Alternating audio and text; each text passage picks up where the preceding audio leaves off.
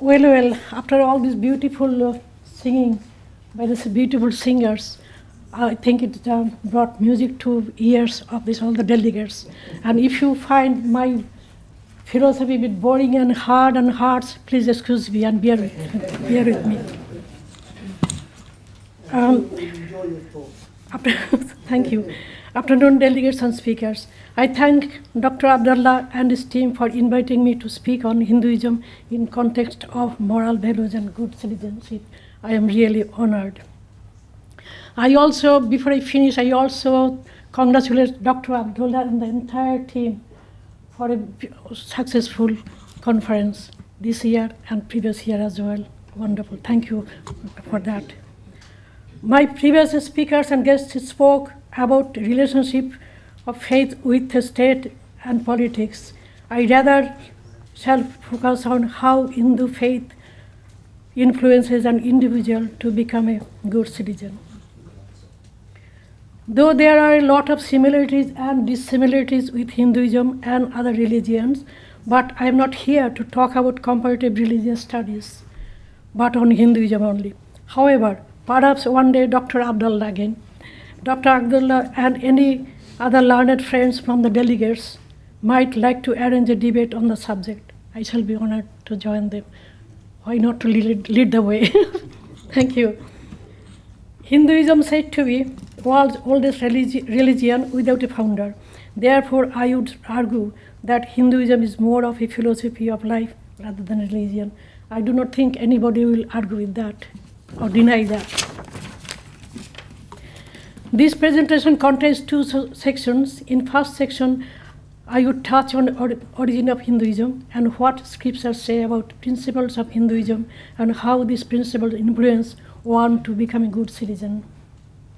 In second section, I shall take you through some of the traditions, customs, and festivals observed by Hindus. At this point, I must say that teachings of scriptures and customary practices together make a Hindu to be righteous, respectful to others, and hence a good citizens and upholders of moral values. The scripture. The Sanskrit word for philosophy is darshana, or seeing, which implies that Hinduism is not merely based on intellectual speculations, but is grounded upon direct and immediate perceptions. It's not hypothesis, but it is practice, and evidence-based practice. This, in fact, distinguishes Indian philosophy from much of the Western philosophical thoughts.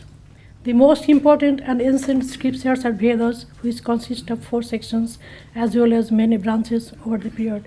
There are enormous volumes of scriptures in Hinduism.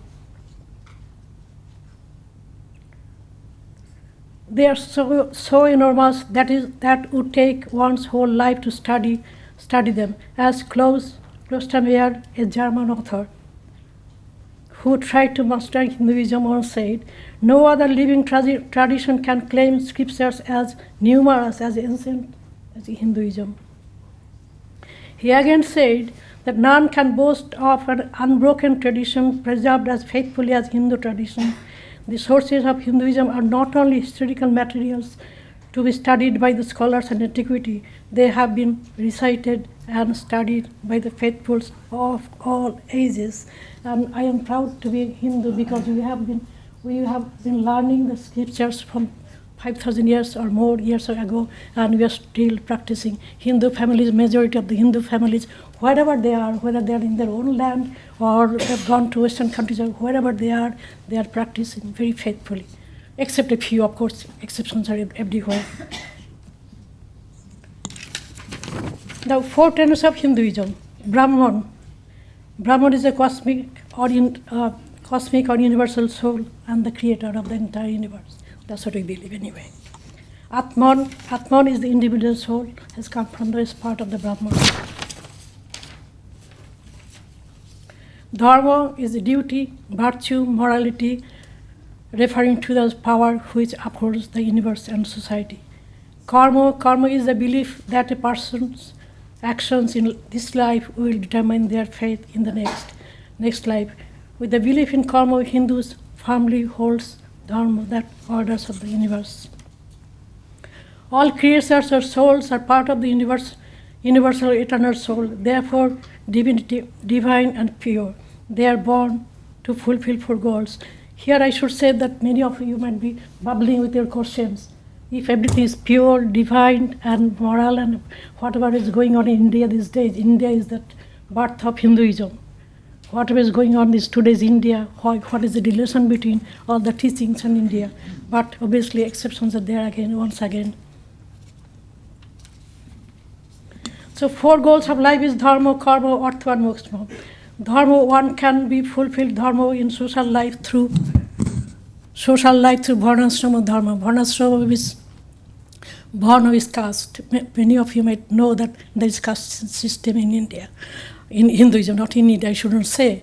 But after independence, India government has abolished caste system. Officially, there is no caste system, but there is in the society. You cannot eradicate norms in the society, not within few years. But India government has abolished. And ashrama system is still there. Might not be as written as ashrama system. Follow this ashrama system is not there, but people are following.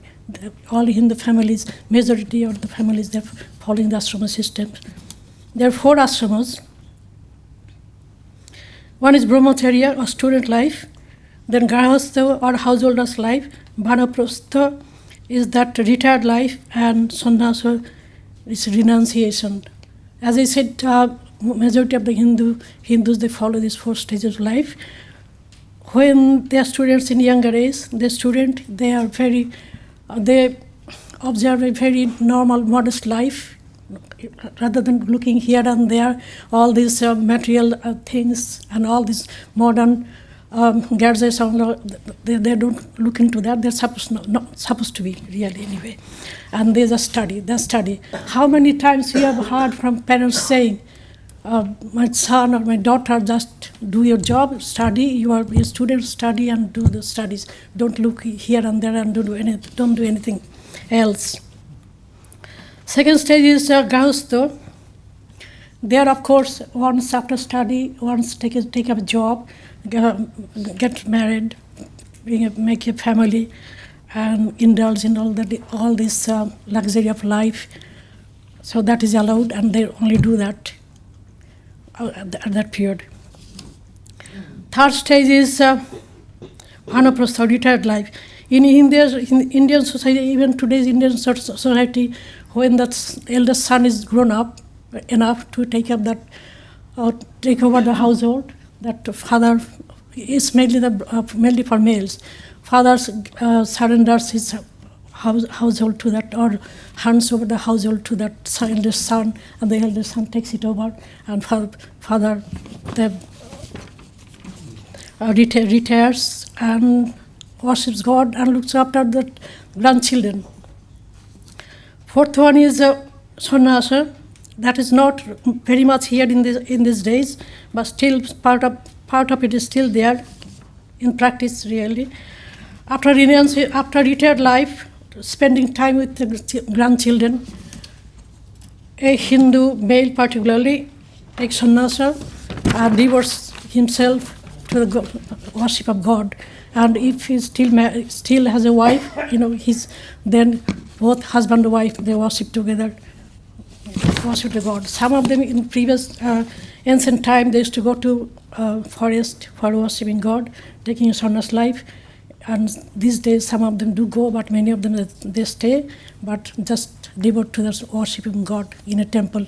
And we Hindus, we all have temples. Those who can afford to have a temple in their own household, or at least one altar, small altar, they worship. We all, majority of the Hindus, we do not have to go to temple every day. That's not necessary. We worship at home, and they worship at home.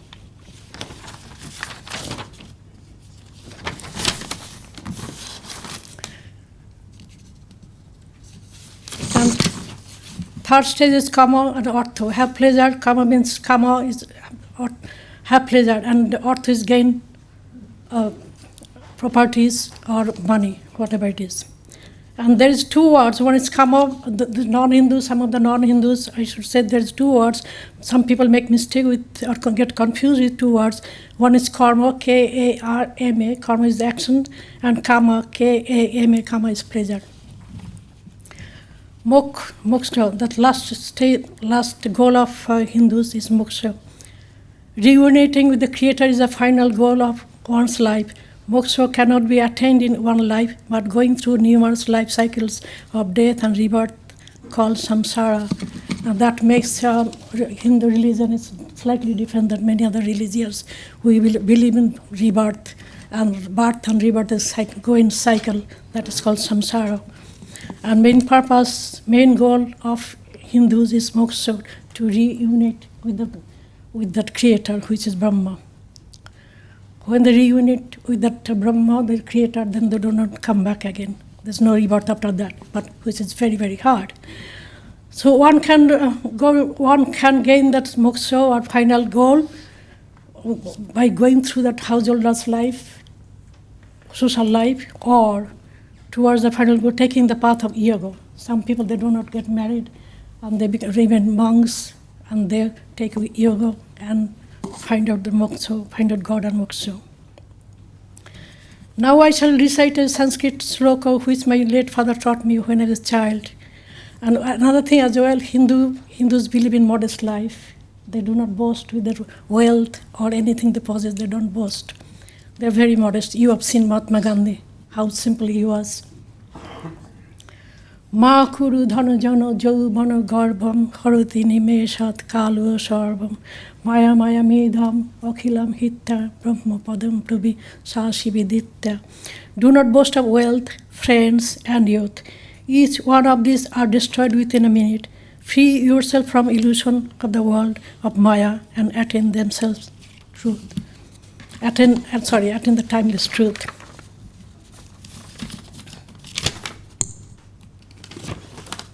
Sorry.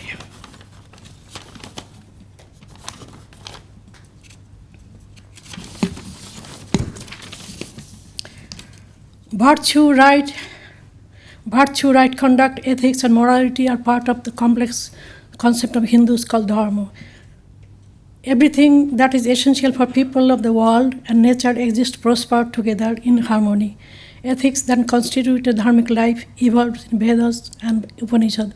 Upanishad is the end part of Veda. Though Hinduism seems to be a philosophy of life in a mystic way, adherence to a restricted and hard life, but I believe that it makes a Hindu a law-abiding citizen even in today's socio-political societies. Mahatma Gandhi is an example for that. However, I must admit that some Hindus might not follow the ideology of tolerance and non-violence as Gandhi did, but there are very few small numbers. Hindu ethics should not be tarnished by their conducts. As this conference is about shared value, I shall quote Rabindranath Tagore. Rabindranath Tagore was a Nobel Prize winner and an Indian poet, particularly Bengali, where I come from. Once he said, Gaho Saimmer Gan in Bengali language, Gaho Saimmer Gan, let us sing the song of oneness. Now I'll show this PowerPoint. Is it ready now? All right, yes. So you go. Yes, okay. Now I'll show you PowerPoint. And people, as I said, people will be asking or at least thinking what is happening today, how the scriptures have brought the society from the ancient time to today. So I'll show a few things in the PowerPoint presentation. So Om is the most important symbol of Hindus. Hindus claim that this is a sound heard in the deepest of meditation when one experiences God.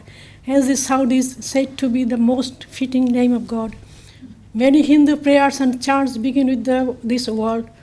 This sound is extensively used during practice of meditation. This Om symbol, I am sure, is quite known to many of you here. Just the down arrow. Down here. Or the right. Right. Oh, sorry.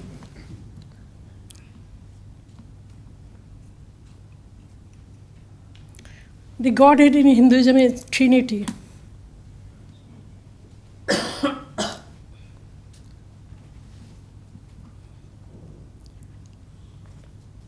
Trinity is Brahma, the creator, or Brahman, Vishnu, the preserver, Shiva, the destroyer. Now, what is the need of Shiva to destroy the civilization? Why the civilization is destroyed? Why there is a need of destroying the civilization? Anybody? Yes, please. To clear away that which isn't needed anymore. Yes, that is things happen when the sin comes into the world. So sin has to be destroyed to start a fresh thing. Thank you. So Shiva is meant for that. Thank you. Thinking of God with form. Hindus say that it is not enough to just believe in God. We need to make that effort to find God while we are alive. One of the best ways to find God is to think of him or her as a person. That's why we worship idols. This allows us to build a relationship with God and allows us to become closer to him or her. Many Hindus have successfully found God by thinking of him or her as a person. This is why we see God being portrayed as so many different forms in Hindu temples. There are all different ways used by different Hindus to think and reach the same God. Brahma in the role of the creator. Brahma or Brahman is God seen in the role of the creation of the universe. He is known with the 4 heads looking in all 4 directions. He is sometimes shown holding scripture, beads, and water pot.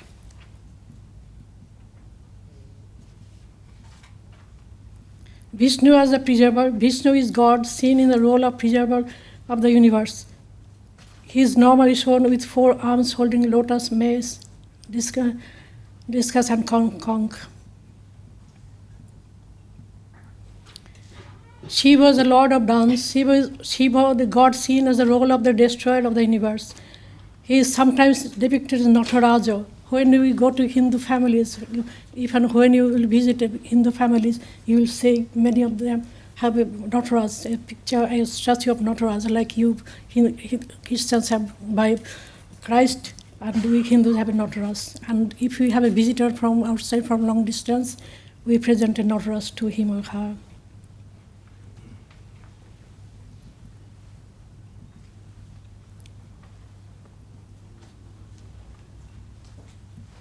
No, previous one, sorry. Yeah.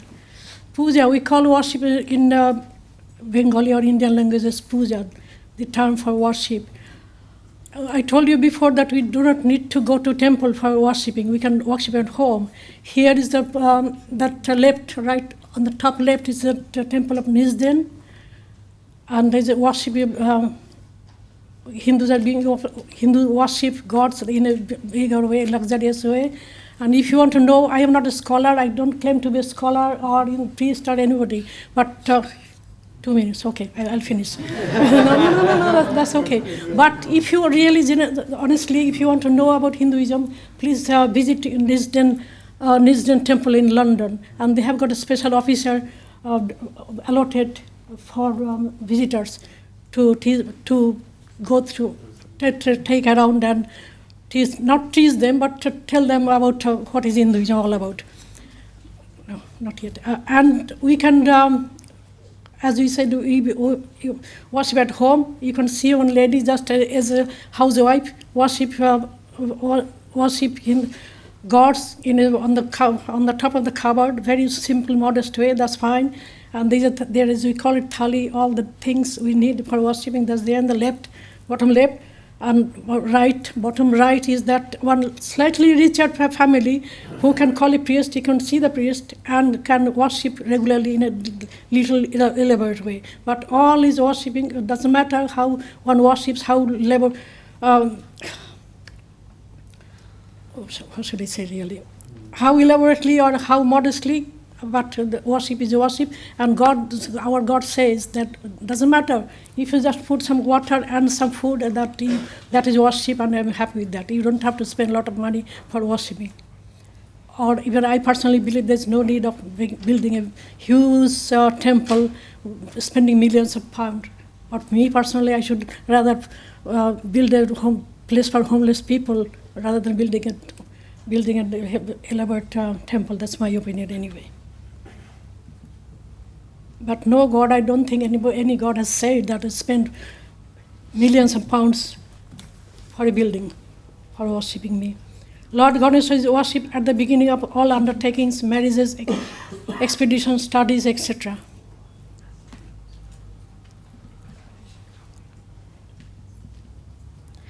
And their main festivals, India is a vast country. In India, the birthplace of Hinduism is a vast country, and they're worshipping all the main festivals also different in 4 corners, east, west, north, south, 4 corners, different way they worship that main festivals. Durga is the mainly festivals from eastern India, Calcutta, Bengal, or neighboring countries.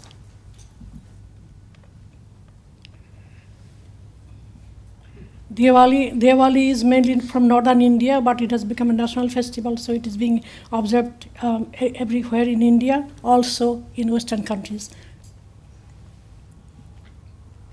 Dussehra festival in South India is a similar time as Durga Puja. Then Holi festival is also being celebrated all over India and Western countries as well. Traditional marriage ceremony. Previous one.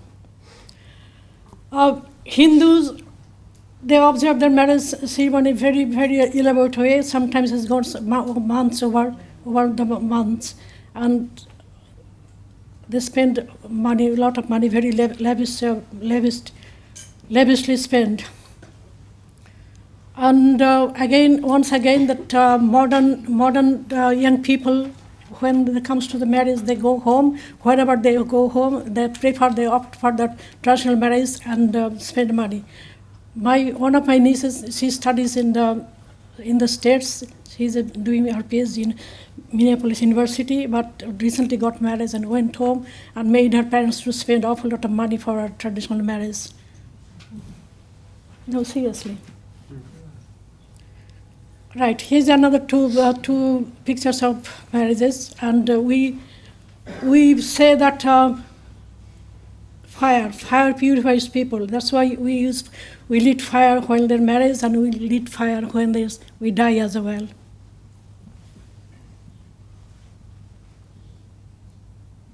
A typical vegetarian meal, and once again I should say that all Hindus are not vegetarian. And he's one typical Hindu woman in traditional dress, is very elegant but not very functional. That is true, really. Now, some people, why I brought this death scenario, because some people did ask me, those who are working with the Hindu people, social workers and all, what about, what do you do when a Hindu dies? So like Victorian era, we Hindus, and even now, we prefer that one dies by surrounded by relatives, doctor and priest, and even the children, they should be present in the time of death and properly say goodbye to that departing soul. When a Hindu death is approaching in Hindus, a priest should be contacted, and the priest should be gathered to be with the dying person. A small amount of water from Ganges river should be placed in the dying person's mouth.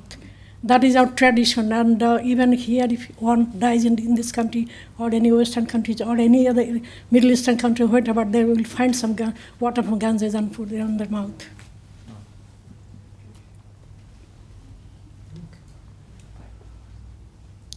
To sum up Hinduism, I shall quote, as all the rain waters went in different ways only to reach the same ocean, all people went their ways to taking different paths only to reach the same supreme. All Hindus, whichever way they worship God, but when they reunite with one person, that is the supreme Brahman.